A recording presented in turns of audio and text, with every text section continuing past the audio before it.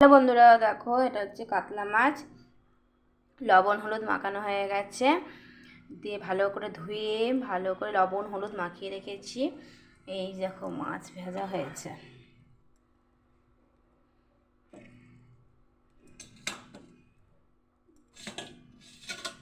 তিন পিস মাছ ভাজা হয়ে গেছে। মাছের আলু, মাছের কড়াই, আর এতে বেগুন ভাজা হবে। বেগুন আমি খাই না, কেন অ্যালার্জির জন্য খাই না। আর এটা হচ্ছে এর মধ্যে আছে ফুলকপি, তারপরে গাজর ঠাজর দিয়ে ভাজা ভাজা করেছে। এটা হচ্ছে কালকে জাল দিয়ে দিয়েছে, এটা আমি খাবো সকালে। এটা চাটনি হবে, একটু চাটনি হবে। আমি এবার এই টমেটো দেখলে আমার কি লোভ লাগে লবণ দিয়ে খাওয়ার জন্য। এই যেমন জামা